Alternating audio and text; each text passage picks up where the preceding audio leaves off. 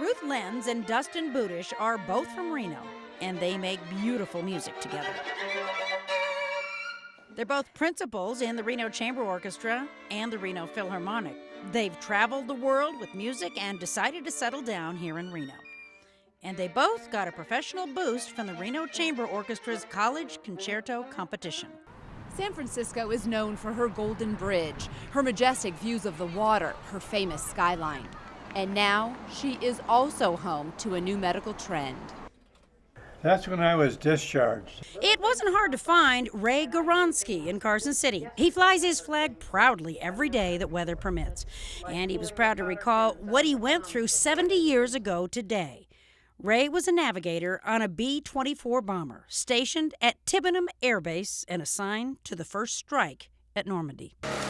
So the city is lowering the height of the meters to make them easier to use for everyone. So to put things into perspective, I'm about 5 feet tall, and this is the height of the original smart meter, and the display is right at my eye level. Now here's the new version that has been shortened to 48 inches. Advanced Pet Care Boys and Girls Club. Deliveries were welcomed with smiles. They're beautiful.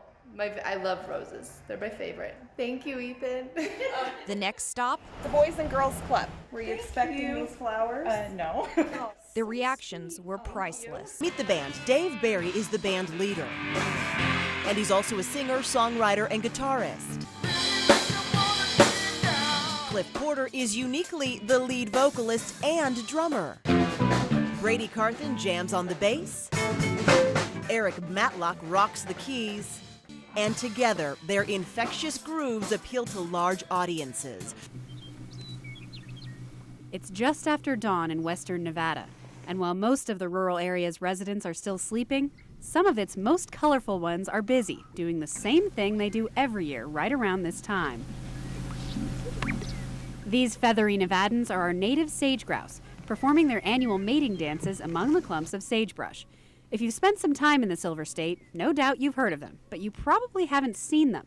They're hard to find, and they're also nearing endangerment. I have seen the populations quite low here, normally associated with extended drought period. You get the right equipment out to the rigging team, it goes pretty smoothly. Because the pilots know what they're doing. They can put that long line in there, hook those cars up, and bring them in. I understand that a few of these are actually in the water. If you have a Nevada license plate, it came from this factory at NSP. It gives them something constructive, gives them an education.